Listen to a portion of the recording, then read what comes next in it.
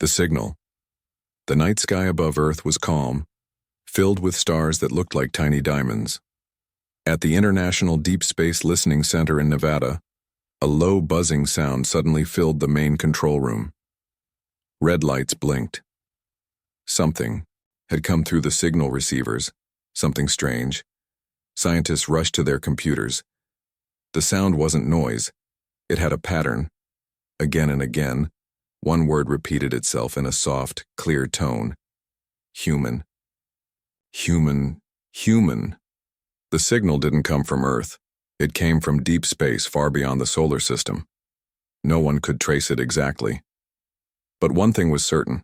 It was not random and it was not natural. It was a message. Someone, or something, was trying to talk to Earth.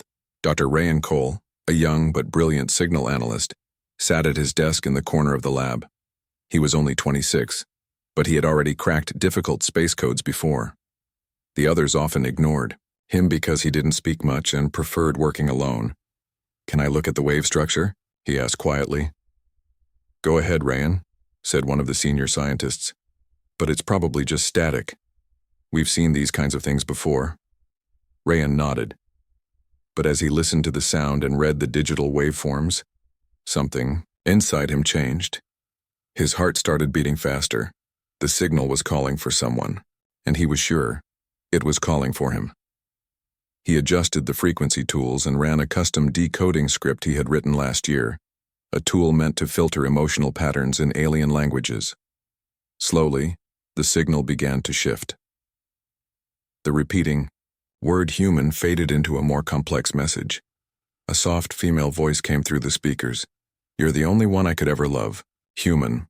The room went silent. Everyone turned to Rayan. "Did you just decode that?" someone asked. Rayan nodded slowly. "Yes, and that message, it's not general. It's personal." "Personal? What do you mean?" He pulled up the code structure on the screen. Within the signal's layers, he had found something shocking. His name, not just written but repeated in different alien patterns. Rayan. Each time it was paired with symbols for heart and choice. "This message was sent to me," he said. "They knew my name before I even answered." The team didn't know what to say. Half were scared, half were curious. The director of the center, an older man named Dr. Rourke, stepped forward. "This could be a trap," he said. "Or it could be the first step to contact. Either way, we need to be careful. Rayan, you are not to respond to this message until we understand more." But Rayan couldn't sleep that night. He lay in bed staring at the ceiling, hearing the voice again in his mind. "You're the only one I could ever love.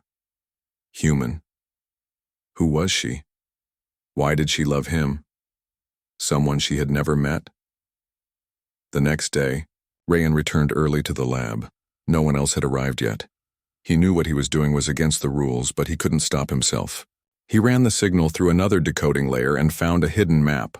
Coordinates in space, pointing to a star system not listed in any known database. Attached to the map was a message. "Come. I have waited long enough." Just then, the E-to-wave lights flickered. Every screen in the lab turned dark for 3 seconds. When they came back, one message flashed on every monitor. "Only you, Rayan." Rayan's hands shook. This was not just communication. This was connection. Something far away was reaching out, not to Earth, but to him. Later that day, military agents came to the lab. The signal had leaked to other agencies. They were taking over, but they didn't know Rayan had already downloaded the map and the message to his personal drive. That night, as he sat alone in his apartment, Rayan stared at the blinking icon on his screen. He hovered over the map, the voice echoing again and again in his mind. "Only you." Outside, a strange humming sound filled the air. He looked out the window and saw a small object, metallic and glowing, descending slowly behind the nearby hills. He grabbed his jacket and rushed out the door. He didn't know what he would find, but deep down, he already knew. His life on Earth was over, and something far more powerful, far more dangerous, was calling him across the stars. The invitation. Wind was cold that night as Rayan stood on the edge of the hill, staring at the strange object that had landed silently just minutes ago. It wasn't large. It wasn't shaped like any rocket or satellite he had ever seen. It looked like a silver seed, smooth, glowing slightly, almost like it was breathing.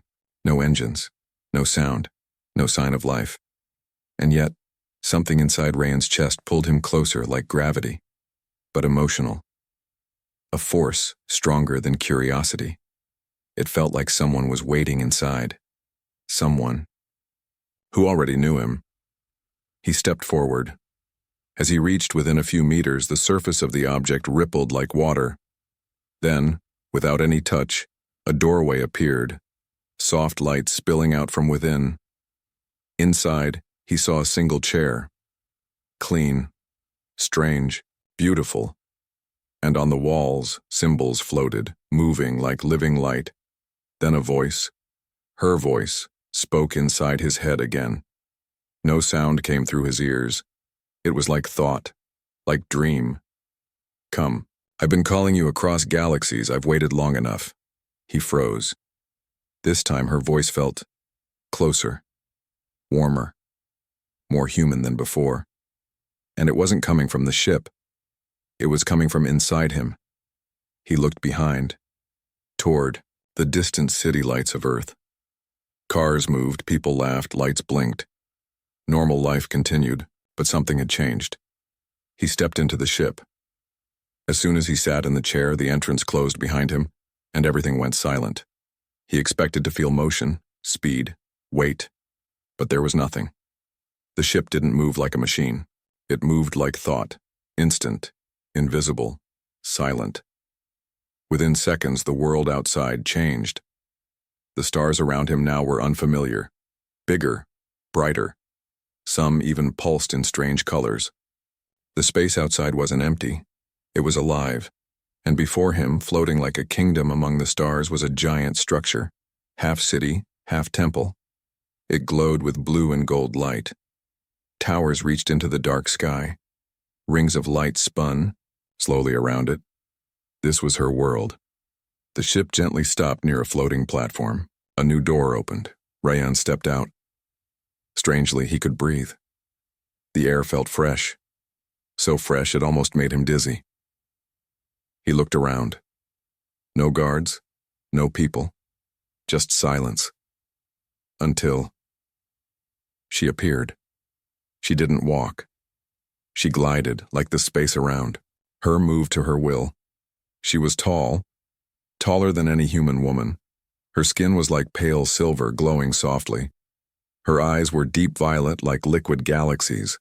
Her dress flowed behind her like smoke, yet never touched the ground. But it was her face that froze Rayan. It was not alien. It was familiar, beautiful, kind, as if she had studied humanity, tried to match his dreams. You came, she said softly. Rayan couldn't speak. She smiled. I know this is strange, but I have searched thousands of years, through light, through war, through time, and finally, I found you. Why me? Rayan asked, finally. Because your mind sang back to mine. She touched her temple. Your signal is rare, unique. You think with reason but feel with loyalty. Such humans are nearly extinct. Rayan looked around. Is this real? More real than Earth, she said. Are you Empress of this place? She nodded once. I lead this realm, but I am tired of leading, tired of pretending. I need something. True. She came closer. Her eyes were sad. Not dangerous, not cold. Truly lonely. Every 1,000 years we search for someone who carries the old fire, who remembers love, not just survival. We found many, but none strong enough to stay. What happened to them? Rayan asked. She paused. They left, or they broke. I never forced them, but I hoped one would stay. The silence between them grew heavy. What do you want from me? He whispered. Nothing you don't already carry. I just want you to know me, to understand me, to decide, freely, if I am someone you could ever stay with. It wasn't what Rayan expected, no trap, no prison, just a request, an invitation. She turned and began walking away. Come, your chamber is ready. If you still wish to leave in the morning, I will let you go. Rayan followed. The chamber was not a cell. It was like a dream made real. Walls showed peaceful space scenes, stars being born, planets breathing, oceans made of fire and light. In the center was a round bed, not alien, human in design. Next to it on a small table lay a flower, white, glowing. As he picked it up, a tiny spark touched his fingers. A memory not his own flashed in his mind, an alien woman crying alone in a garden of light, whispering a name over and over. His name. He dropped the flower. This was more than technology. It was connection, emotional code, love sent through dimensions. He sat on the bed, heart pounding. Then, a sound, a whisper from the wall. They will try to turn you against me. Who? He asked out loud. My enemies. They live in shadows. They hate what I love. They know you are here. Rayan stood, feeling cold. Are you saying I'm in danger? Only if you listen to them before you understand me. Suddenly a knock. Sharp, unexpected. A voice outside. Rayan Cole, open the door. She is lying to you. His blood turned cold. Who were they? Why did they know his name? How did they get into this world? He turned to the glowing flower. Now its petals were slowly closing, like it was afraid. The Empress's voice returned, this time stronger. Don't trust shadows. Trust what you felt when you heard my voice. The knock came again, louder.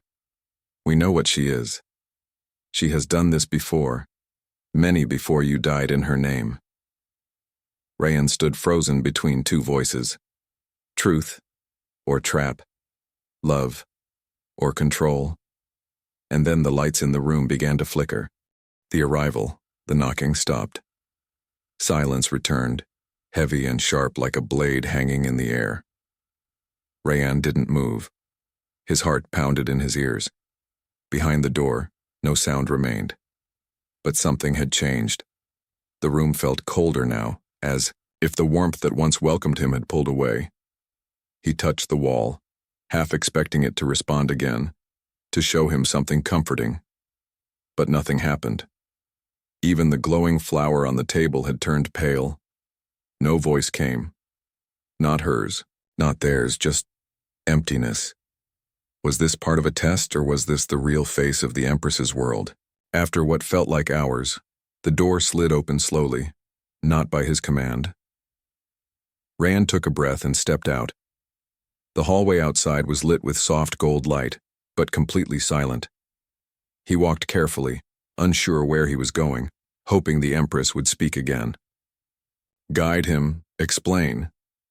But she didn't. He turned a corner and froze. The hallway opened into a massive chamber. It wasn't empty. Hundreds of aliens stood in silence, tall, elegant, glowing. They were all looking at him. Their eyes weren't hostile, but they weren't welcoming either. They looked at him like a puzzle or a prophecy. Then the Empress appeared, this time, not alone. 2 guards stood behind her, different from the rest. Darker armor, eyes that didn't blink, weapons that looked like liquid metal. She raised a hand. He is not ready, she said, her voice calm but cold. One of the guards stepped forward. But they are watching. I will speak with him. Alone. The guards hesitated, then melted into the shadows. She turned to Rayan, her voice softer now. You should not have heard them. Not yet. Who were they? Rayan asked. Rebels, parasites, old enemies of my kind. They want to poison your heart before it bonds with mine. You didn't tell me there were others like me, he said. She paused. Because they didn't choose me. She walked closer, eyes locked on his. I brought you here for something greater than answers. I brought you for understanding, for choice. What choice? He whispered. She lifted a hand, and the room began to shift. Walls dissolved into open space. Around them, giant screens appeared, showing images, memories, moments from across galaxies, a burning planet, a human man screaming inside a glass chamber, a woman falling into a sea of stars. Rayan's breath caught. What are these? The Empress didn't look away. The others, the ones who came before you. Some stayed, some left, some broke apart. You told me they left by choice. Some did, she said. But not all. Some weren't strong enough to face what this place truly is. And what is it, really? Her gaze softened. For the first time, she looked tired. A dying empire. That confession felt like thunder in his chest. What do you mean? He asked. My people, she said slowly. They were once creators, explorers, dreamers. But we have become afraid, frozen in beauty. We stopped growing. We stopped feeling. So, long ago, we reached out to your kind, to your species. Humans still burn with emotion, passion, chaos, love. You feed on that? We remember through it, she corrected. When I connect with someone like you, my world remembers what it means to change, to feel, to live. And when that person breaks, we forget again, she whispered, until the next one comes. Rayan stepped back, shaken. You want me to love you just so your world can feel alive? I want you to love me only if you truly do, she said. But yes, if you love me, my world survives. The honesty stunned him more than a lie would have, and if I don't, we sleep again, cold, empty, maybe forever. Just then, alarms echoed through the chamber. The walls shifted again, this time to show ships. Dozens of them, black and sharp, entering orbit. The rebels, she said quietly. They've found you. The golden city outside began to dim. Why are they after me? Rayan asked. Because they believe if you choose me, they will never win. Guards rushed past. Lights flickered. The ground trembled. You must decide. Soon, the Empress said. If you stay, you stand beside me. Not as a prisoner, but as my bond, my equal. And if I leave, you will be hunted. They won't let you return to Earth with what you've seen, and I will fade. She touched his hand. His skin burned, softly, not in pain, but in memory. Suddenly, he saw visions, a garden floating in space, a child laughing in starlight, a world rebuilding, a kiss beneath twin moons. His face, aged but smiling, beside hers, then it was gone. She pulled her hand back. That is only one future, she said. But it's real, if you choose it. Rayan didn't speak. Behind them, the ceiling cracked. Outside, black rebel ships fired energy beams toward the city. A voice rang through the air. Give us the human. He is not yours to keep. The Empress stood tall, glowing, powerful, but her voice trembled. I will not force you, Rayan. But if you stay, you must fight with me. The chamber's walls began to close. A door opened behind him. Another ship, small, waiting to take him back. In front of him, the Empress, glowing in gold, reaching out. Behind him, the rebels shouting, chasing, hunting. One step could save him. One step could change everything. He was no longer just a visitor. He was the choice. The secret, the door behind Rayan closed. He had chosen to stay. Outside, the rebel ships circled like wolves above the golden city.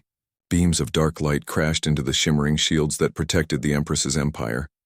But inside the heart of the palace, everything was still. Too still. The Empress led Rayan through a quiet corridor made of glowing crystal. No words passed between them. Only the soft sound of her steps. The silence was not peaceful. It was heavy, as if even the walls were holding their breath. At last, They reached a door unlike the others. It was black, cracked, and humming with strange energy. "This place is not part of the city," she whispered. "It was buried long ago, but you deserve to see what others never could." The door opened. Cold air rushed out, smelling of metal, dust, and forgotten memories. Inside there was a massive circular room, dimly lit, filled with old machines and floating screens. Broken statues lined the walls, and in the center stood a tall pillar of light flickering weakly. "What is this place?" Rayan thought. He stepped closer and saw it. Photos, hundreds of them, frozen in light, humans. Men, women, children. Some were smiling. Others screaming. All were held inside crystal data frames like memories trapped in glass. His chest tightened. "What is this?" he asked, not sure he wanted to hear the answer.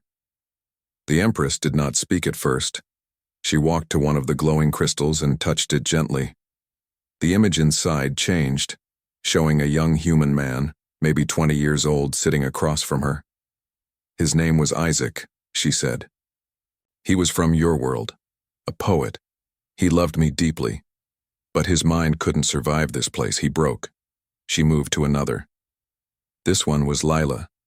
She was strong, brave. But she tried to change the Empire too fast. They turned on her. "I couldn't protect her in time." Rayan's voice shook. "You said they left, that they chose." "Some did," she said softly. "But the truth is, not all love survives in my world." He took a step back. "You lied to me. I showed you the part of the truth you could handle," she said. "Until now." "So what am I to you?" Rayan asked, his voice louder now. "Another memory. To lock inside glass when I fail?" She didn't flinch. "You are the first to ask that question and not run. That is why I believe in you." He turned to the wall, where the faces of the forgotten stared at him. Some looked like they had come from centuries ago. Some wore clothes from his time. One wore a NASA badge. They had been coming here for years. "Why not go to the leaders of Earth?" Rayan asked. "Why not explain your world openly?" "Because they would fear me, use me, or try to destroy me," she said. "But individuals, like you still feel. You still choose with heart. And if I don't love you back, you can leave," she said. "But if you do, they'll find you. The rebels. They won't let you return to Earth. They'll try to use your mind, tear the truth out of you, twist it." He shook his head, feeling trapped. "I don't even know who the rebels are." She walked toward the shadows, and then for the first time, she revealed something else. A second door. A hidden one behind a curtain of shifting light. She waved her hand, and it opened. Behind it was a small prison cell. Inside, a human, alive, old, tired, bearded, wearing torn clothes and a broken military uniform. He looked up, and his eyes widened. You're from Earth," he said, voice dry and desperate. Rayan froze. "Who are you?" "Major Thomas Breen," the man said. "Us, Space Force. They brought me here 17 years ago." "Why are you locked up?" The Empress stood behind him, silent. "Because I found out the real truth," the man said. "She doesn't just want love. She needs control. She takes your strongest feelings and turns them into power. The more you trust her, the stronger she becomes. And if you try to resist, she breaks your mind and stores your soul in that light prison." Rayan's hands turned cold. He looked at her. She didn't deny it. "Feelings are energy here," she said. "Love is the purest form. When you connect with me, it feeds the city, revives it, but I don't force it. I can't." "He's lying," she added softly. "He tried to steal technology, break into forbidden systems. He never cared about peace, only power." Rayan stood between them, one old man broken by time, one eternal being, speaking of love like it was life itself. Who was telling the truth? The Empress stepped forward. "You saw the visions," she whispered. "You felt the connection. Was that fake?" Rayan closed his eyes. He had seen beauty in her world, peace, potential. But now, behind that beauty, were shadows. What if both of them were telling the truth? What if love and danger were both real here? He opened his eyes and looked at her. "I need time," he said. "Time is running out," she replied. "Then tell me one thing," he said. "Did you ever love anyone back?" She didn't answer, and that silence was louder than anything else in the room. The betrayal. Rayan didn't sleep that night. He sat alone in his chamber, staring at the stars outside the window, the Empress's final silence echoing in his mind. "Did you ever love anyone back?" And she didn't answer. That silence had become louder than the rebels' threats, louder than the old man's warnings, louder than the beauty of the Golden Empire itself. He thought of Major Thomas, still locked behind a door of light and lies. He thought of the crystal memory chamber, where the faces of the forgotten watched him with frozen eyes. And most of all, he thought of her, the Empress whose voice had once made him feel chosen. But now he didn't know who he was to her, a guest, a tool, a lover, or something else entirely. The next morning, the Empire was quiet, but not peaceful. The rebel ships had retreated, but their message remained. "She is lying." Rayan was summoned to the high terrace, an open platform that floated above the city's center, surrounded by shimmering force fields and thin, glowing bridges. There, the Empress waited for him. She wore a darker robe today. Not golden, not soft. This one was black, serious, regal. Beside her stood a council of alien elders, 6 beings with glowing eyes, faces carved by time, and expressions unreadable. Rayan walked slowly toward them, heart heavy with questions. The Empress raised her hand. "Today, we offer you the bond," she said. He blinked. "The what?" "The final step. When 2 minds connect, your soul touches mine. Your memory becomes part of our world. Your love keeps us alive. And if I refuse?" The elders stirred. One whispered something in a language he didn't understand. The Empress nodded toward them, then turned to Rayan. "If you refuse," she said gently, "you may return to Earth, but without memory. We cannot risk what you know falling into the wrong hands. You'd erase me?" "Not all of you," she said. "Just what you've seen, what you've felt. You'll wake up in your home thinking it was all a dream." "What? About Major Thomas?" Her face tightened. "He broke our laws. He cannot return." Rayan looked at the elders. None of them blinked. None of them looked sorry. He finally understood. This place wasn't just powered by love. It was built on it. Weaponized. Controlled. The Empress didn't want a partner. She wanted fuel. That night, Rayan returned to the hidden chamber, but this time he didn't come alone. He brought one of the light scanners he'd found in the archives, an ancient device that revealed coded truth behind the Empire's technology. He scanned the crystal. Frames. The result made him stumble back. The humans inside were not just memories. They were alive. Their minds had been split, frozen, scattered across the data stream of the Empire, used as emotional batteries. He ran to the prisoner's cell. Major Thomas looked up. "You found it, didn't you?" Rayan nodded. "We need to get out of here." "Too late," a voice said from behind them. The Empress, but not the soft version from before. Her face was cold now, unreadable. Her guards flanked her sides, weapons ready. "You should not have gone there," she said quietly. "The old world was locked away for a reason." "Because it's the truth," Rayan said. "You've been draining humans for centuries, calling it love. But it's harvesting. Your empire is just a beautiful machine." "You don't understand," she said, stepping forward. "We don't kill, we preserve, we honor your kind. They live forever, through us." "They don't." "Live," Rayan snapped. "They're prisoners." She looked down for a moment, and then she laughed. Softly, sadly. "You were different," she said. I hoped you would see more, feel more, but perhaps you're just like the others. And you're not a goddess, he said. You're a parasite. Something in her eyes broke. For a second, he thought she might cry. Instead, she gave the command. Erase him. The guards moved. Rayanne grabbed Thomas's arm and activated the scanner, sending a flash of wild light through the chamber. Alarms screamed. Energy walls flickered. The prisoners in the crystals began to flicker, too, some waking up, others shaking. We have to run, Thomas shouted. They ran down the corridor as explosions shook the walls.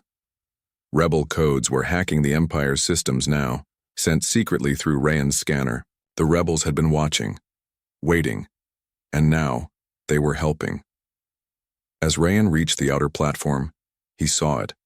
A black rebel ship breaking through the city's shields. A rope of energy dropped down. Rayanne grabbed it, pulled Thomas up with him, and they rose into the dark sky. Behind them, the Empress stepped onto the platform, alone, her face no longer cold. Now, she looked hurt, like something had cracked inside her.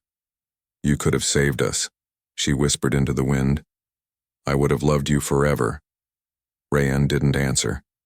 He stared down at the Golden Empire, and for a second, only a second, he felt something sharp in his chest. Regret. Not because he trusted her, but because he almost did. The ship door closed behind him. Earth was far away. But something told him he wasn't going back there either. Not yet. Maybe not ever. The war space was no longer quiet. The stars flickered like nervous eyes as rebel ships moved through the void. Black as shadow, sharp as knives, they cut across the golden glow of the Empress's empire. On board the lead rebel cruiser, Rayanne stood beside Major Thomas. In front of them, a massive glass wall showed the approaching battle, dozens of ships forming tight formations, ready to strike the ancient empire built on emotion and silence. But Rayanne wasn't thinking about the war. He was thinking about her, the sea. Empress, the one who said she loved him, the one who nearly made him believe, and maybe, the one who still did. A deep voice broke the silence. We only get one shot. Rayanne turned to see Commander Celix, leader of the rebel faction, part machine, part alien, with deep scars running down his metallic arms. If we disable her core, Celix continued, the Empire collapses. No more mind prisons. No more memory farming. No more false gods. Rayanne nodded slowly. And what happens to her? She dies, Celix said without hesitation. Or disappears. We're not sure what she really is anymore. Rayanne looked away, because he wasn't sure either. The plan was simple but dangerous. While the rebel fleet distracted the Empire's outer defenses, Rayanne and Thomas would sneak into the heart of the Empress's palace using old tunnels known only to the few who escaped. Deep below the palace lay the core, a living energy network powered by memories and emotions from all over the galaxy. That core kept the city alive. It also kept the human minds trapped, frozen in light. Destroy the core and the prisoners would be free. Destroy the core, and so would the Empress. As they landed silently on the edge of the city, Rayanne looked up at the towers of light, still shining like hope. How could something so beautiful be built on so much pain? Thomas tapped his shoulder. We don't have time to think, he said. Let's move. They entered the tunnels, dark, tight, and filled with old symbols that glowed, faintly as they passed. The walls whispered sometimes, repeating broken words from forgotten memories. Love me. Stay. Forever. It made Rayanne's skin crawl.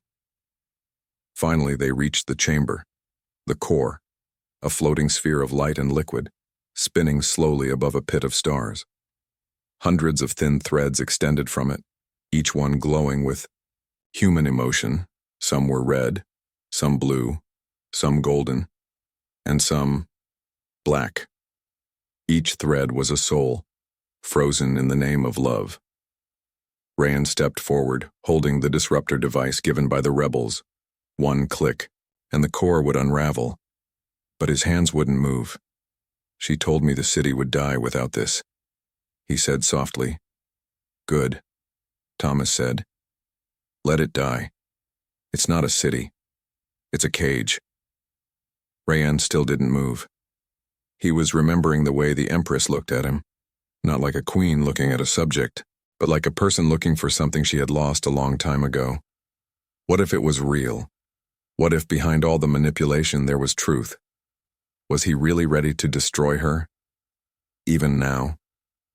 Then, her voice came, not from behind, from within. Rayan, please. His heart stopped. She was inside the core now, watching him, speaking through the connection they once shared. Don't do this, she said. I was wrong to hide the truth, but I never lied about you. You changed me. I saw the prisoners, he whispered. I saw the pain. So free them, she said. I will open their cells myself. Just don't destroy the core. Don't kill what's left of us. Then step down, Rayan said. Let your empire fall. Let it become something new. Silence. Then, I don't know how. Thomas stepped in. Don't listen to her. It's another game. She's trying to break your will like she did with the others. She never begged them, Rayan replied. Maybe that means something. Or maybe she's scared, Thomas growled, because she's about to lose everything. Rayan stared at the disruptor and made his choice. He didn't press the button. Instead, he turned to the core and said, Prove it. Open the memory vault. Set them all free. Now. For a moment, nothing happened. Then, light exploded. The city, above, trembled, and across the galaxy, every crystal prison opened. Millions of voices screamed into the stars, waking from long sleep, breaking from memory. People cried. People laughed. People shouted their own names as if remembering them for the first time in centuries. The core dimmed, but did not die. Rayan fell to his knees, and above, the empire changed. The towers stopped glowing. The shields fell, but the city did not collapse. It simply paused. On board the rebel flagship, alarms screamed. The core's still alive, Celix shouted. Why didn't he destroy it? But then, they saw the screens, humans waking, ships leaving peacefully, and the Empress, standing alone on the highest tower, her eyes closed, her crown falling from her hands. She had surrendered. Rayan returned days later, not to lead, not to rule, but to speak.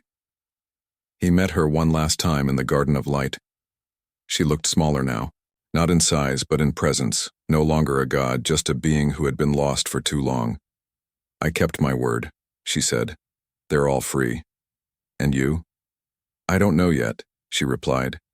Maybe now. I learn who I really am. He nodded. And maybe now, he said. You learn what love really means. She smiled, but tears glowed in her eyes. I only ever loved one, she whispered, and it was you. Rayan turned to go, but before he left she said one final thing. Thank you. For not killing me. He didn't answer, but the silence between them was finally honest. The choice days passed. The war was over. The rebels had vanished into silence. The empire had stopped shining. No more prisoners. No more false love. No more light-powered illusions. And yet, the city still stood. The skies were quiet. The towers no longer glowed. The floating bridges were still. But life had not ended. It had simply changed. The Empress stayed inside the palace, not as a ruler, not as a goddess, just as herself, whatever that meant now. And Rayan? He stood at the edge of the galaxy, alone, watching Earth from a distance. The rebel ship had dropped him near a quiet observation station, an old human satellite base orbiting a dead moon. They said he could return to Earth whenever he wanted, but he hadn't pressed the return button. Not yet. A screen in front of him showed live footage from Earth, cars moving, children playing, scientists still searching the stars, unaware that one of their own had already met what they were looking for. Home was right there. One button, and he'd be back. No memory of the Empress. No memory of the war. No memory of what he almost became. He could go back to his small apartment, his research, his quiet life. Like none of it had ever happened. But he didn't press it, because something was still unfinished. Behind him, a new message blinked. It was from her. The Empress, come to the vault. One final truth remains. He returned. One last time. The Empire was not empty, but it was quiet. No soldiers. No machines humming in the air. Just the soft sound of wind moving through glass towers. He walked through the garden of light, once alive with artificial colors, now filled with natural silence. Birds, real ones, flew overhead, creatures born without programming, breathing on their own. She had started to rebuild, not with technology, but with truth. He reached the vault. It opened slowly, light pouring through. And there she stood, not tall, not glowing, not floating above the ground, just standing, barefoot, human-sized, her silver skin now faded to soft gray. Her hair, no longer bright, fell gently down her back. She looked tired, calm, real, and maybe for the first time, mortal. You came, she said. I didn't promise I would, he replied, but you didn't say goodbye either. They stared at each other in silence. Then she turned and walked toward a stone platform in the center of the vault. This is the anchor, she said. It holds the last code of my people, the original one, before we became what we were. Rayanne looked at it. A glowing symbol hovered above the stone, slowly spinning, pulsing like a heartbeat. What does it do? It offers a final choice. What kind of choice? She stepped aside and let him see. The symbol split into two. On one side, a map of Earth, life, simplicity, memory erased, peace. On the other side, her, the Empire. But not the old one, a new one, built with him, by choice. If you return to Earth, she said, I will keep rebuilding, alone, slow, uncertain. It will take centuries. Maybe we'll fade completely. And if I stay, then we shape something new together, not powered by memory or love, but by learning, truth, balance, maybe even forgiveness. He didn't speak. His hand hovered between the two choices. If I go, he asked softly, will you survive? She smiled gently. You already helped me survive, Rayanne. The rest is just time. His hand trembled. Earth was safe. Earth was simple. Earth was certain. But Earth was also done. His place there was quiet, small, forgettable. His place here was uncertain, but it was still being written. And for the first time in his life, he was the author. He touched the second symbol. The light flashed, the anchor dissolved, and the path was sealed.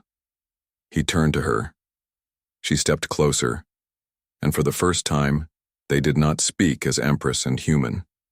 They spoke as equals, as two people from different worlds, who had broken each other, forgiven each other, and now were choosing each other not for power, not for saving, but for something rarer, for truth.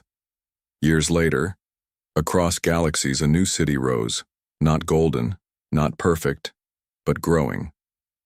Aliens and humans walked beside each other. No one ruled, no one was worshipped, and in the center of the city stood a quiet garden, where a silver-haired woman and a human man sat beneath a tree made of light and memory. They spoke often, laughed sometimes, and never used the word forever. But anyone who passed by them felt something strange in the air, not magic, not control, just something true. And sometimes, late at night, the Empress would whisper softly, you were the only one I could ever love, human. But the miracle was, you loved me back. The end